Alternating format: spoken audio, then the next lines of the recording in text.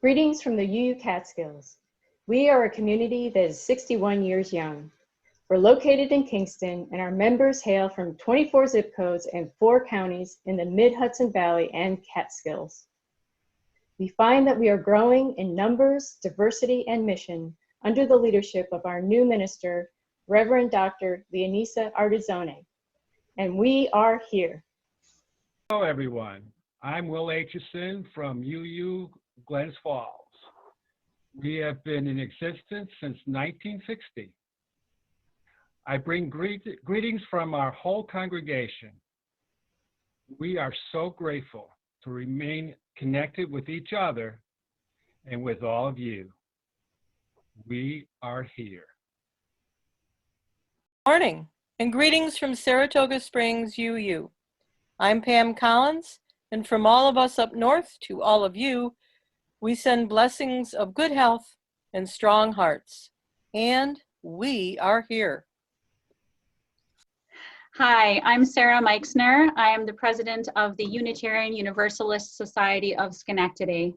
And while we're not able to be together under our glorious dome, we know that we don't need our building to stay connected and be a community.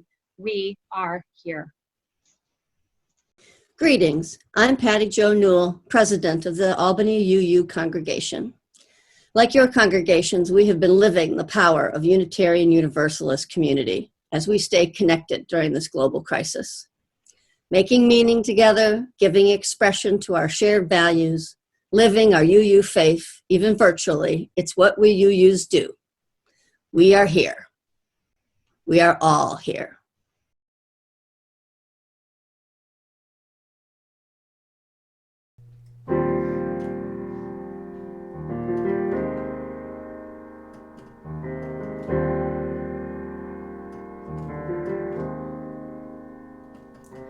We listen to all hearts and minds, experiences of all kinds.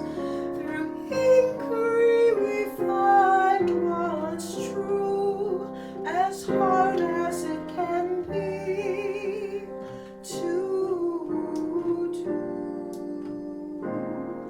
Come listen, hope, and serve with me, together in community.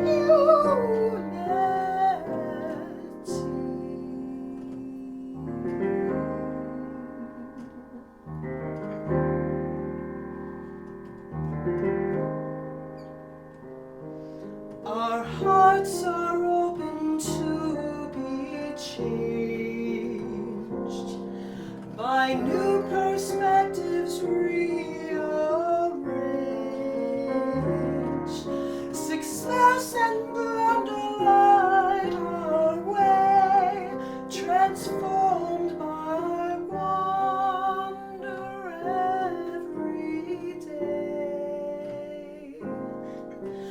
Come listen, open, serve with me, together in community.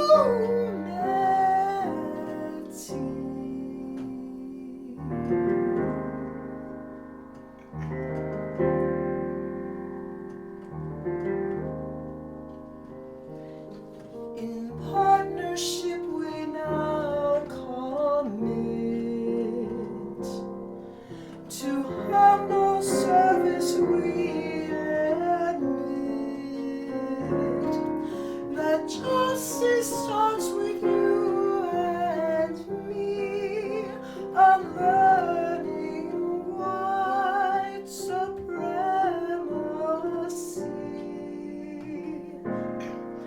Come listen, open, serve with me, together in community.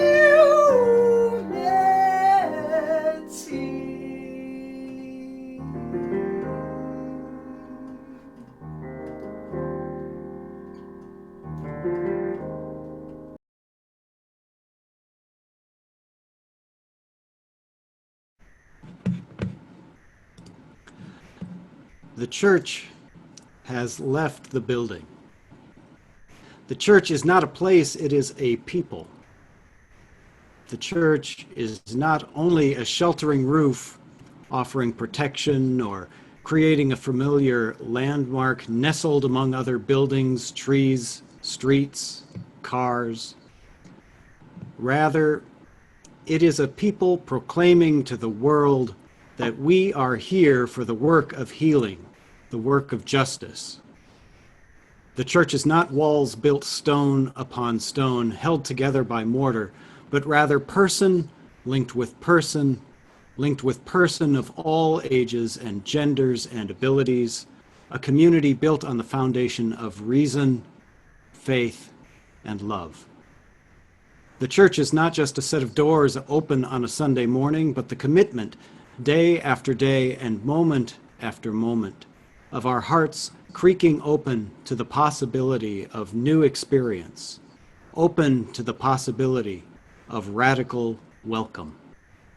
The church is not simply a building. The church is not simply a steeple. The church is not simply a pew or even funky folding chairs. The church is the gathering together of all the people, all our experiences, and the fear and the love and the hope in our resilient hearts, gathering however we can to say to the world, welcome, come in, lay down your heartache, and pick up hope and love. For the church is us, each and every one of us, together as a beacon of hope to this world that so sorely needs it. Together, we join in a time of reverence and compassion, and let love reach out. Our opening song this morning comes from this lovely group who we didn't realize until the last minute could join us to sing this song for us. Love Reaches Out. We're so excited to have Emma's Revolution here live to perform this song for you. Thank you so much and good morning. We're happy to be with you all the way from California. That's the way our new world works.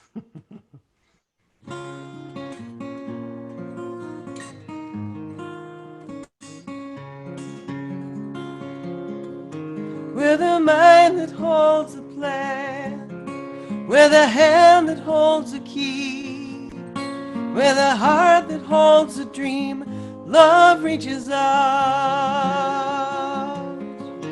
When a family's torn apart, when the street is all you have, when your faith begins to break, love reaches out. Love reaches out. Love reaches out. Here by your side, bringing you home. home. Love reaches out. Through the pain your eyes have seen, through the voices in your head, through the war you still endure, love reaches out. To the man who asks for change, to the mother and the child, to the elder all alone, Love reaches out. Love reaches out. Love reaches out. Here by your side, bringing you home. Love reaches out. Let us take this night to strengthen and inspire. Let love and compassion be the source that fuels the fire.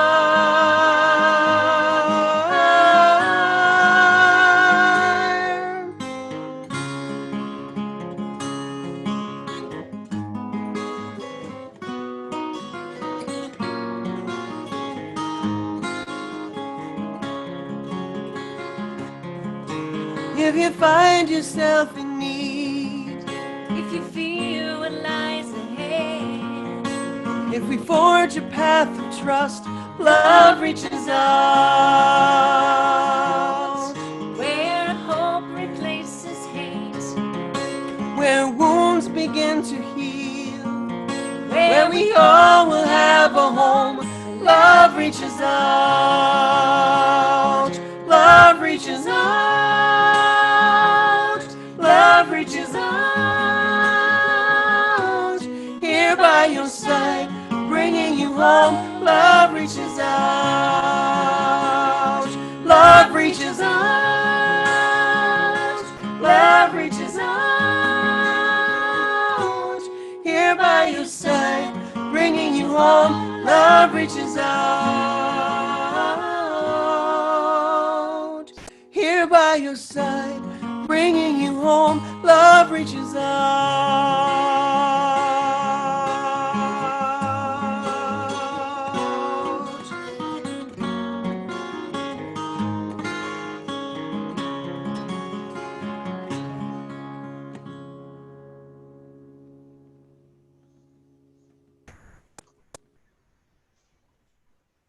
Thank you so much. That was beautiful. Our chalice lightings come from multiple places this morning. We have some young UUs from different congregations who will be lighting personal chalices, and then we'll be lighting our common chalice, the Hudson Mohawk UU chalice. So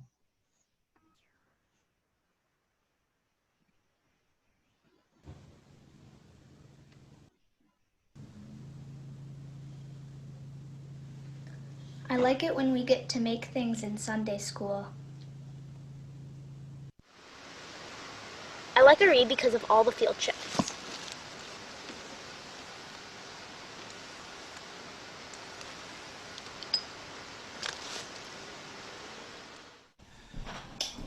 I like to read because we always go downstairs and they always read us a book. I like Ollie because we always get to go downstairs and see other children.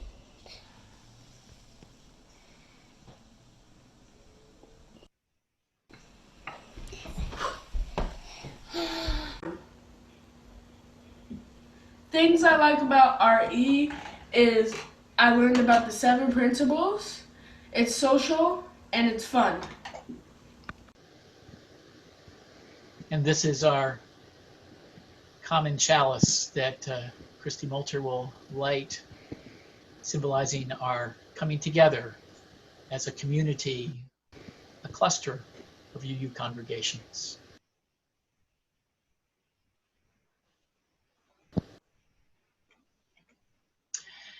And we have a song. Emma's Revolution is coming back and gonna swim to the other side with us.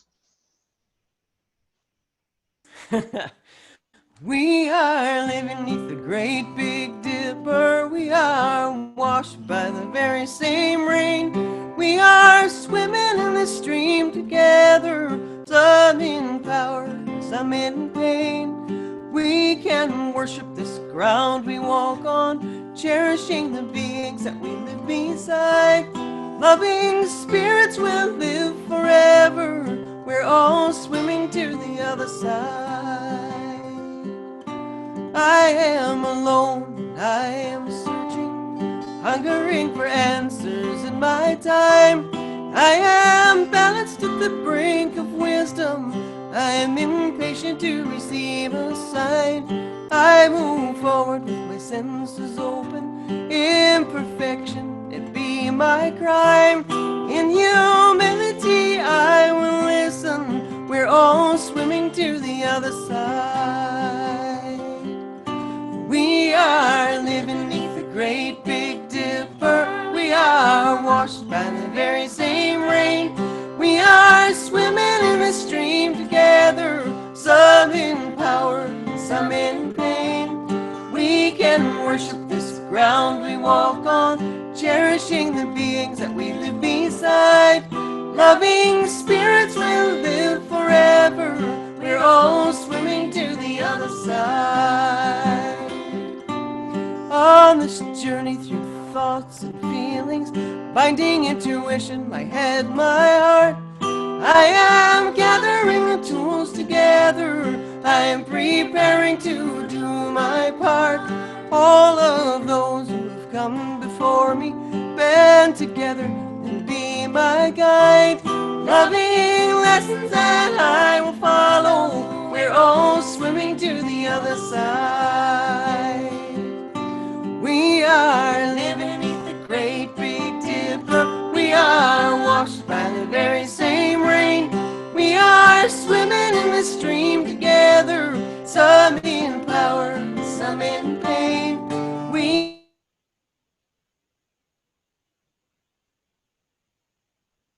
life's beginning, and we never noticed they were there.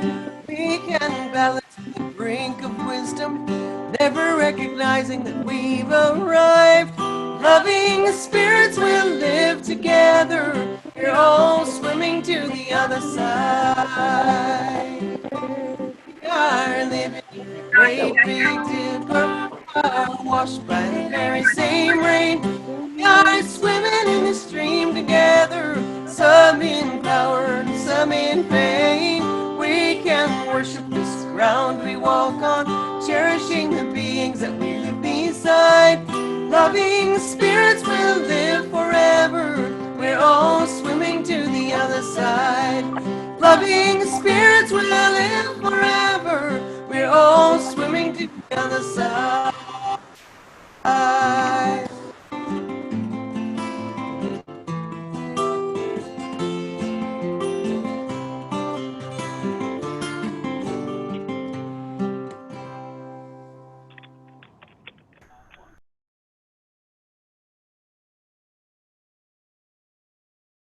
Three Unitarian Universalist Association leaders respond to the question, how has growing up UU shaped your religious identity and your engagement with our religious movement as adults? The church to me was a place of joy and love. And I remember I had these two Sunday school teachers who were married, who were, it was a second marriage for them, and they were so clearly in love. And the kindergarten Sunday school class was full of music and dancing and joy. And that really, it saved my life. It held me and gave me joy that I needed. By the time I was in 4th, 5th grade, we were in Columbus, Ohio, and joined that church, and longtime members there. It ended up being the church I got married in. There, as a young adult, these connections that I had made when I was younger would resurface in my life. So I was involved at, I helped lead the stewardship drive, and I was a coming of age mentor. I had done coming of age. we were asked to draw a picture of God. And so I drew an oval on a piece of paper, and I split that oval in half, and one half of that picture was male and one half was female. And we went around and explained our pictures of God, and I explained, why would God only have one gender? And no one batted an eyelash. So it received no response to something that I thought was kind of incendiary, was amazing. And that is the moment that the faith claimed me as a very young child.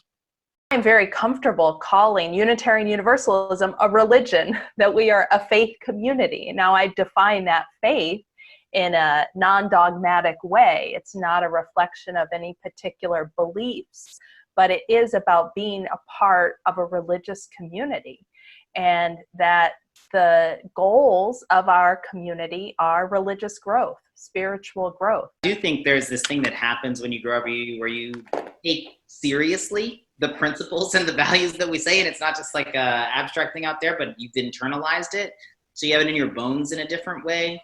Growing up as a UU person of color, there's a whole dynamic around how we talk about diversity and multiculturalism and anti-racism that assumes that everyone here is white. My attitude is this is my faith. This is my faith too. And I get to culinary school, and I'm working with students who are directly out of Philadelphia public schools, Pittsburgh public schools. I'm at the Indiana University of Pennsylvania Academy of Culinary Arts. I find myself in these contexts, every time I go to open my mouth, UU theology just trips out. I can't get over myself. I'm getting really frustrated because I'm trying to articulate my own beliefs for my first time, which is not to say that my congregation squelched my beliefs in any particular way, but I was owning and claiming them in a way that quite before. Incredibly grateful to have grown up UU and to continue to be UU. And I told that story at the beginning about how Unitarian Universalism saved my life when I was little, but it's done that in many places in my life, spiritually as a source of resiliency and courage and hope. And the beloved community that we're seeking is big enough to hold all of our lived experiences. How we make sure that there's something that's big enough that holds all of our lived experiences, that puts in the most liberal reading of Judaism with the most conservative reading of any known faith, I don't know. It's not really my job to know those things. But the faith part of our living tradition says we can get there. Faith has given me more strength, more humility in the face of challenge, more resilience, more insight, more solace than anything else in this life. And there's no amount of my service that could repay that.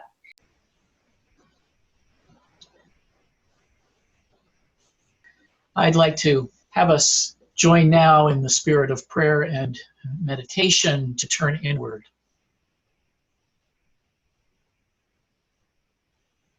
Spirit of life and love, flowing into us and out of us with each breath. May we feel your presence in us and amongst us this morning.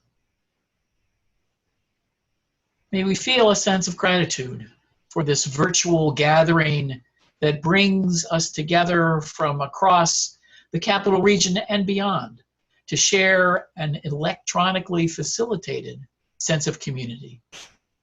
A we that does extend beyond me.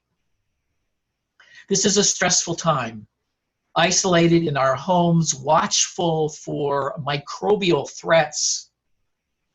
We cover our mouths with masks. We wash our hands again and again. We disinfect everything that comes into our spaces, hoping the virus will pass by our door. In our separation, there can be a longing for closeness and touch, holding hands, singing, hugging, kissing, dancing together.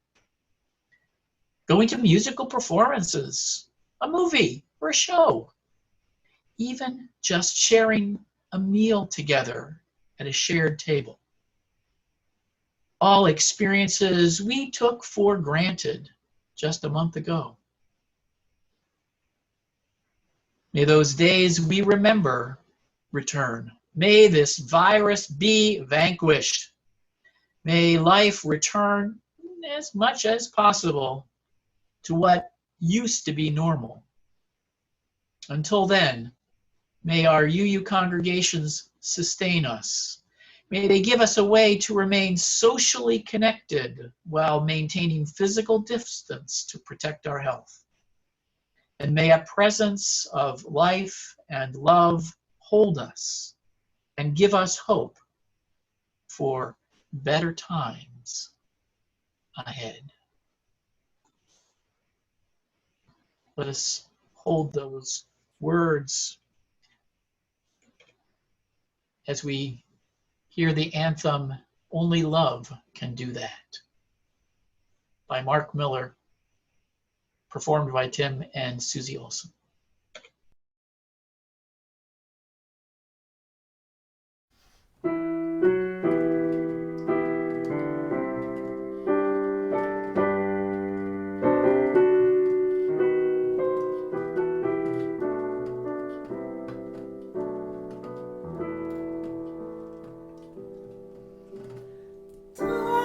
Darkness cannot drive out darkness. Hatred cannot drive out hate. Darkness cannot drive out darkness. Hatred cannot drive out hate. Only love, only love, only love can do that. Only love, only love, only love, only love can do that. Only love.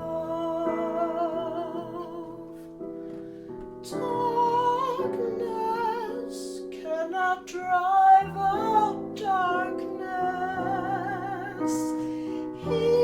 Hatred cannot drive out hate. Darkness cannot drive out darkness. Hatred cannot drive out hate. Only love, only love, only love can do that. Only love, only love, only love, only love can do that. Only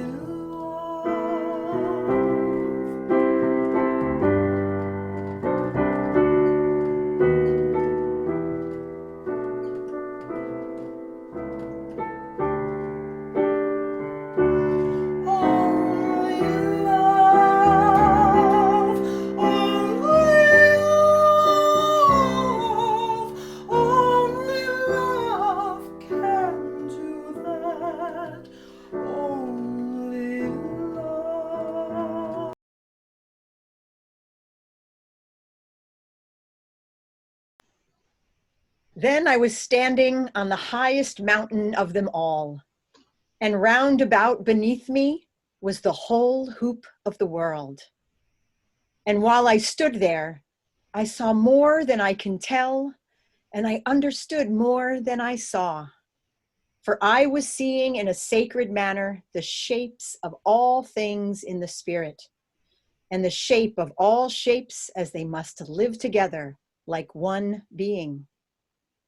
And I say the sacred hoop of my people was one of the many hoops that made one circle, wide as daylight and as starlight, and in the center grew one mighty flowering tree to shelter all the children.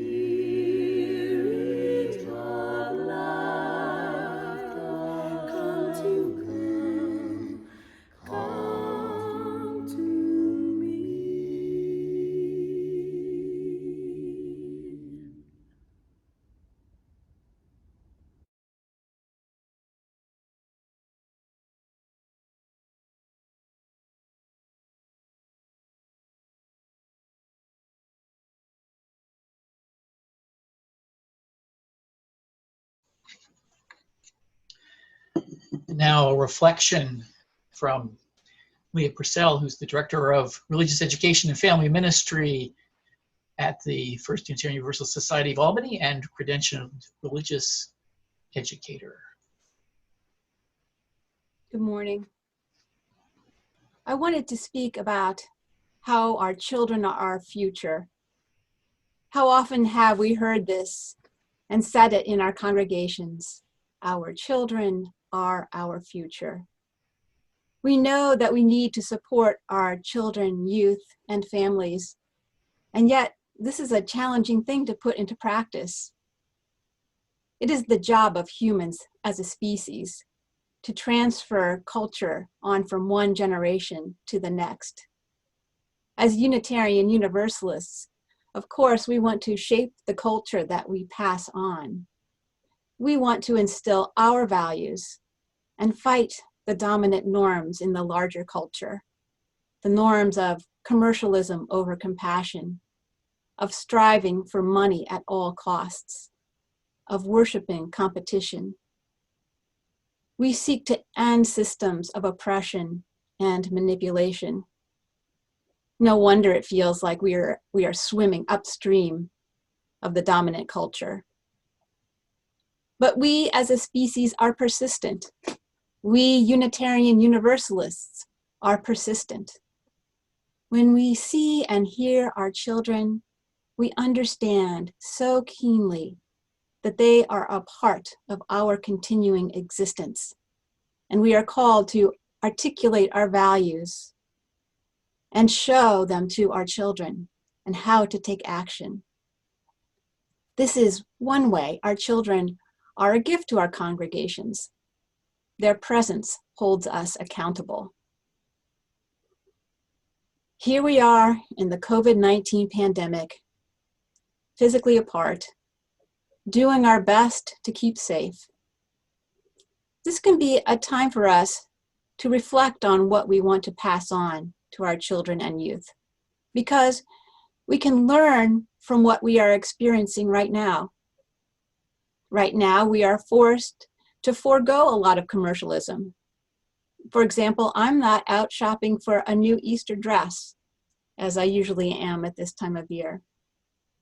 We've become less competitive. My hair's a little shaggy, but good enough for being on Zoom, I reckon. And we're looking for ways to practice compassion. I'm paying my hairdresser for these months, even though I'm not going to the salon. And I know all of you are finding creative ways to practice compassion and sharing your time, talents, and treasures too, now more than ever. And now can be a time for us to reflect on all the gifts that our children and youth bring to our congregations. Think of the innocence of our babies and what they bring, our babies and toddlers. It is innocence. Their innocence helps us to be open to the natural world. Think of the wonder our elementary school age children bring. At this age, children question everything from the color of the sky to the power of a pride of lions. And this inspires us to fully explore our world and our lives. And what about the fire and passion of our junior high schoolers?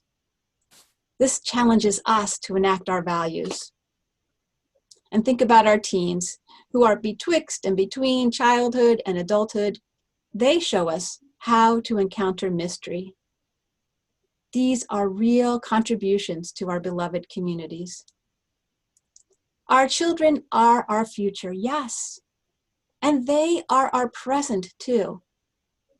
How we love them into our congregations is the question we seek to answer.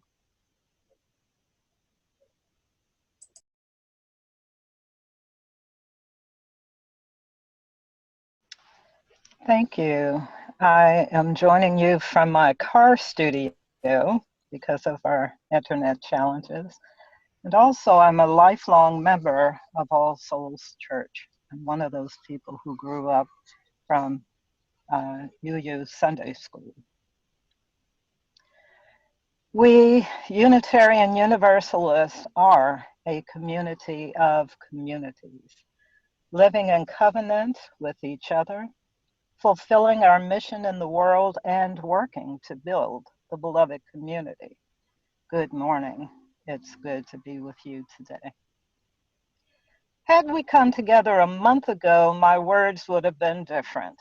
But given that we're dealing with a global pandemic, the context of our lives has changed, and we cannot assemble without acknowledging the weight of this moment we are in. Unitarian Universalist minister Reverend Patrick O'Neill wrote about the way that the great warriors of the Maasai people in Kenya, Africa, traditionally greet each other. Now, here in the United States, we greet each other by saying hello or hi, how are you? And the other replies, I'm fine, how are you? In Kenya, the Maasai warrior says in their own language, how are the children? The other replies, the children are fine. Whether or not the greeters have children, the greeting and the reply are the same, because they know that they are not being asked to assess their own well-being. They know that their well-being is connected to the well-being of the wider community, to the well-being of those who are vulnerable, and the well-being of the next generations. For the Messiah, or for any society, if the children are not fine, then the society is not fine, no matter how well it may look to some on the surface. This understanding of interrelatedness is at the heart of what it means to be a community of communities. Here are Martin Luther King Jr.'s prophetic words, and I quote, "We are caught in an inescapable network of mutuality, tied in a single garment of destiny," end quote. In the face of this pandemic, we must be and we are asking, how are the children? How are the grandparents, the elders and seniors? How are those with pre-existing conditions? How are the children, families, and people detained at the border? How are the homeless? How are the caregivers in medical establishments and in residential facilities? How are the people who keep the food industry and the transportation industry going? How are the first responders? And the list goes on and on. This global health crisis has both expanded our perspective and shrunken the world at the same time. We want to know, and we need to know, how are people doing even thousands of miles away in countries around the world? In our responsive reading, Black Elk said, "Then I was standing on the highest mountain of them all, and round beneath me was the whole hoop of the world. And while I stood there, I saw more than I can tell, and I understood more than I saw. And I saw that the sacred hoop of my people was one of many hoops that makes one circle," end quote. He describes the community of communities. And to understand it, we have to be able to lift ourselves up above our own concerns, to really see that our interconnection with other people is part of the web of life. It is here that our first principle for the respect and dignity of each person, and our seventh principle for the respect of the interconnected web of life, come into full expression. There's been nothing in my lifetime that has done a better job than the spread of the coronavirus for making us realize our connections. Our day-to-day lives have been interrupted by the need for social distancing, for managing our resources, for each other's care, and for staying connected and keeping our lives going. We don't know when we will be back in our church buildings, but we can keep building the church. We already are adapting in ways that are certain to change how we will operate in the future. Let's work now to reconstitute ourselves as a community of communities.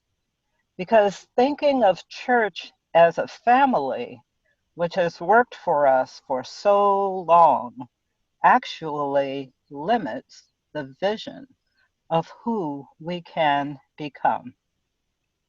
The concept of family has pervaded our churches and our society for a very long time.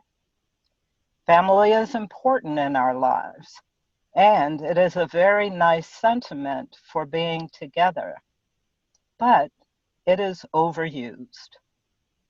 Now, I'm asking that we make a shift in our identity. And here are some things to think about when looking at church as a family. All families have a structure and often a pecking order. There's a narrow lineage, and everyone knows where the authority is.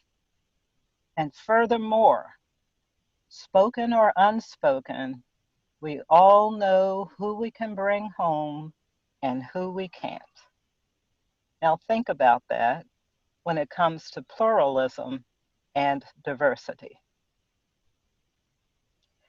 If we change this aspect of our identity, moving from family to a community of communities, then over time, we will change our culture and will create new possibilities for our own faith formation, the growth and diversity of our movement, and our effectiveness in the world.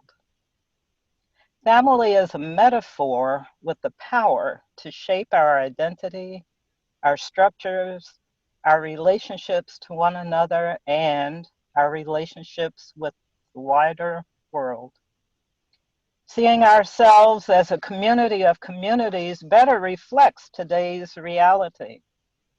It changes the dynamic in our churches and our institution. A community is invested in the well-being of each member as well as the collective. And one exciting characteristic of communities is that they have the potential to grow themselves. This I know from experience. Individuals within the community can feel a sense of belonging, shared identity, safety, and empowerment, and that might translate into a greater sense of wanting to bring others into the circle. We live in a society that is constructed to affirm individualism. The community of communities moves us from I and me to we. And by this, I mean that we are not just concerned about what is comfortable for us individually, but we are learning to collaborate and to create environments where everyone can feel that sense of belonging, where there are multiple stories, and where our gifts and ministries can be shared. Unitarian Universalism is a big tent theology, but we use family, a little tent metaphor, to say who we are. And this is not just an issue with Unitarian Universalism, but for churches in general. I believe that the family metaphor is why 11 a.m. on Sunday morning is said to be the most segregated hour in this country. The family metaphor has historic and pervasive impact on how we do business. It's on how we do church community, how we do inclusion, and whether or not we actually will build the beloved community, which our Unitarian Universalist principles call us to do. We have not yet designed our churches to do the sacred work of building beloved community. So let's say that you want to build a place to live.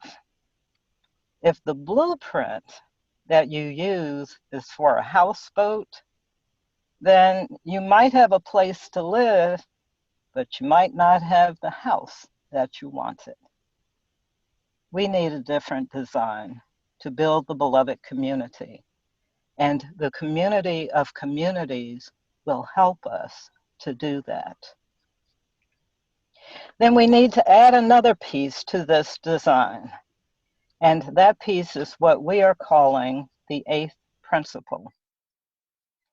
It states, we, the member congregations of the Unitarian Universalist Association, covenant to affirm and promote journeying toward spiritual wholeness by working to build a diverse, multicultural, beloved community by our actions that accountably dismantle racism and other oppressions in ourselves and our institutions. Learning to be a community of communities and to create shared ministry is a practice for building the beloved community. But we cannot build the beloved community unless we are actively dismantling racism, sexism, ableism, heterosexism, ageism, and other beliefs and practices that relegate people to the margins. Right now, as things around us are changing, we can begin to reimagine our design. We can build structures that are designed for equality by building our churches around and for groups of people that are seeking belonging in a progressive religious community.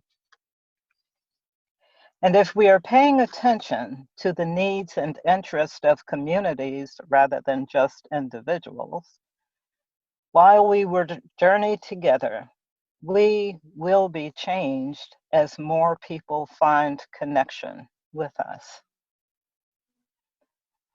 I want to quote, "Life is just a chance to grow a soul," end quote.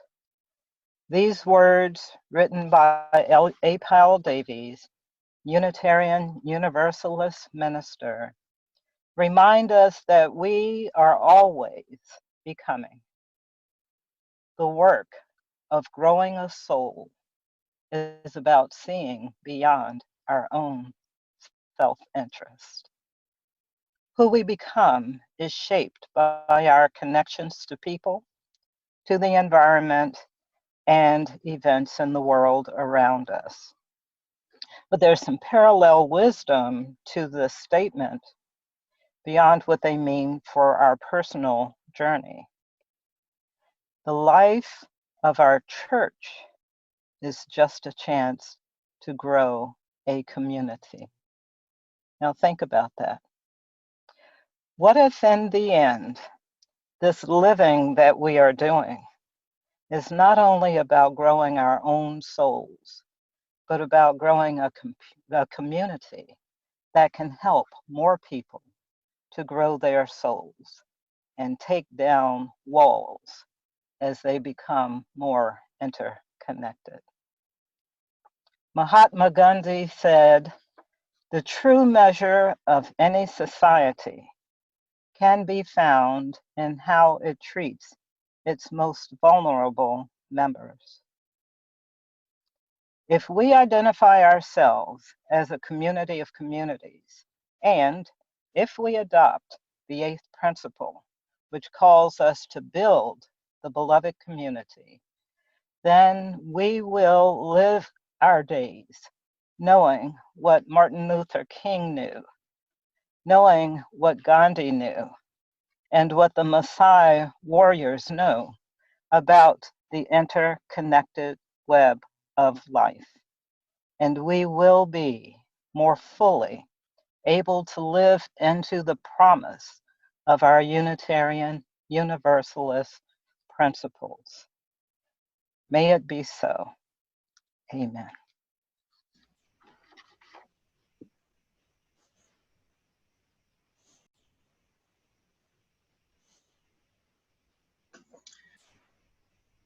Thank you so much, Paula, for that wonderful message. And we now have a chance for you to support our cluster working on this very project. I'm going to turn this over now to the Reverend Lynn Gardner, co-minister in Schenectady. Good morning. On Sunday mornings, many of us generally gather in 5 different congregations, different, yet not divided. Each congregation has our own particular practices, and yet we're connected through our shared faith and a yearning to create a more just and compassionate world. This morning, we remember that with care and commitment, with intention and with work, we can indeed become a community of communities. When our congregations are able to gather in person for worship, we often take part in a spiritual practice of generosity, passing a basket or an offering plate. As the baskets are passed from person to person, there are gifts of checks or cash, a blessing or an intention, as well as contributions made online through the magic of text giving, all offered to serve the shared ministry of our congregations. This morning, our offering will support the collective work of the Hudson Mohawk Unitarian Universalists. Our 5 congregations traditionally share an annual worship service, as well as workshop and training opportunities. In the past few weeks, it has become abundantly clear that we need to be prepared to respond for the unexpected.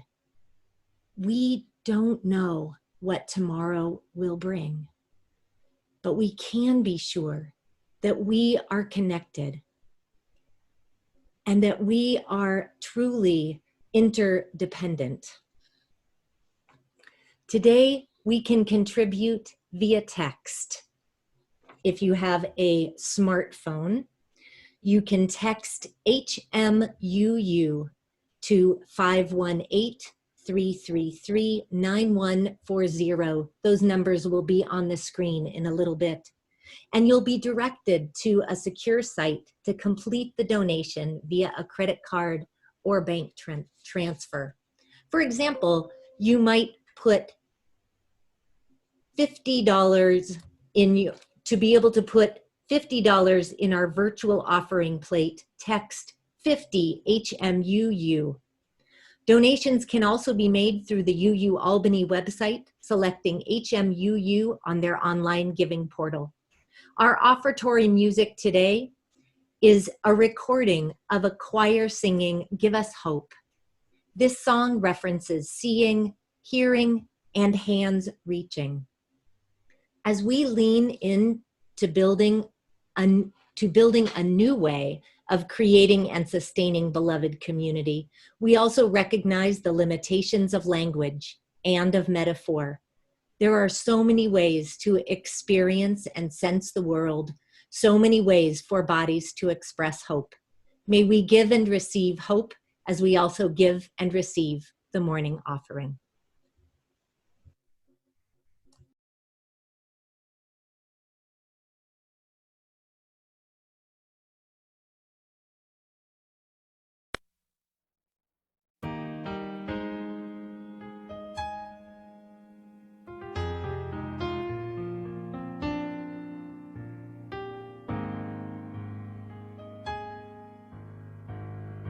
Listen to the sound of my voice.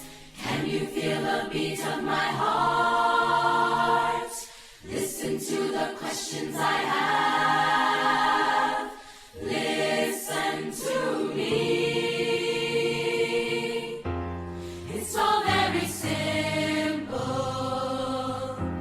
to see what we need. Give us hope.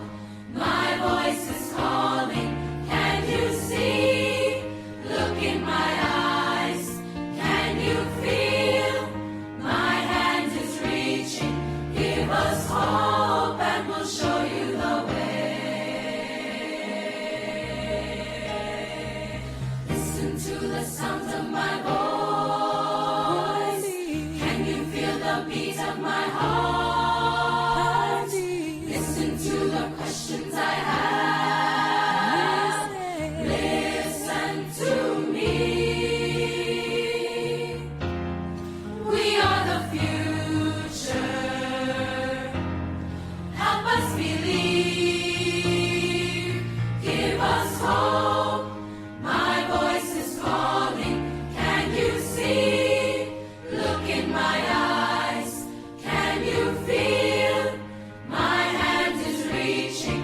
Give us hope and we'll show you the way. Take my hand, now look in my eyes. Tell me what you see. Give us hope. My voice is calling. Can't you see? Look in my eyes. Can you feel? My hand is reaching. Give us hope and we'll show you the way. Give us hope. My voice is calling. Can't you see? Look in my eyes. Can you feel? My hand is reaching. Give us hope and we'll show you the way. Show you the way. Show you the way. My voice is calling. Show you the way.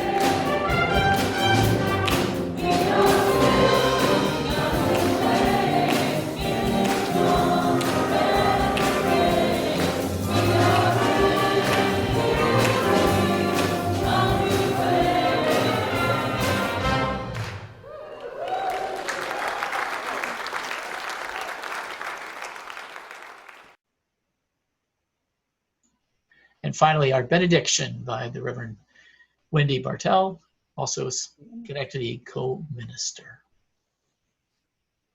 We are building a new way, a virtual way, a physically distanced yet still connected way, a new way through dismantling racism and other forms of oppression to create a more multicultural capital region, more multicultural world. Love reaches out beyond our buildings while still building the church. Across the miles, beneath the great Big Dipper, many hoops making one circle. Our spiritual growth is more profound in accountable community, taking the principles seriously, cherishing our children and honoring our elders, finding here, with one another, humility, presence, and resilience. At this tenuous time of a global pandemic, let us reimagine and redesign our congregations towards compassion, preemptive radical inclusion, true interdependence, and spiritual wholeness. Love can do that. May we give one another hope and together find a way to truly beloved community. May it be so. And we have some of our children extinguishing their chalices, and Christy Molter will extinguish our cluster chalice for us to conclude our service. Good.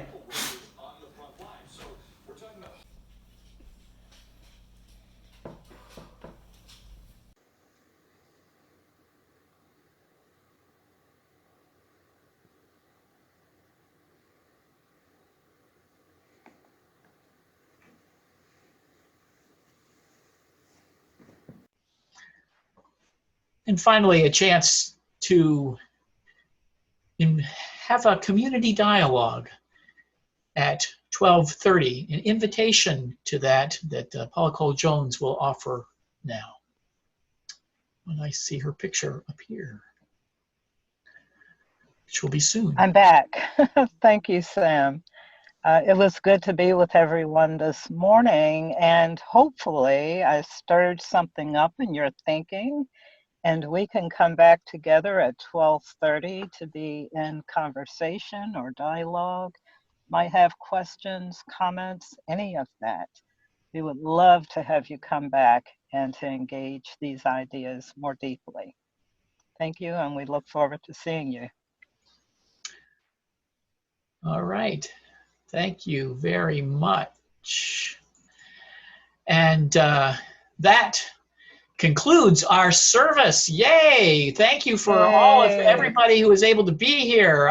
We had, I think, almost 400 different views. It's a wonderful experience. Wow. And if you go to gallery view, you might just see how many of us are here. It's a pretty incredible to see all of your different faces. And we thought that maybe it would be a fun thing to do to allow us to go into chat rooms, or actually what we call in Zoom breakout rooms, a chance for you to be able to see and chat with each other. So we're going to give you that opportunity in a moment.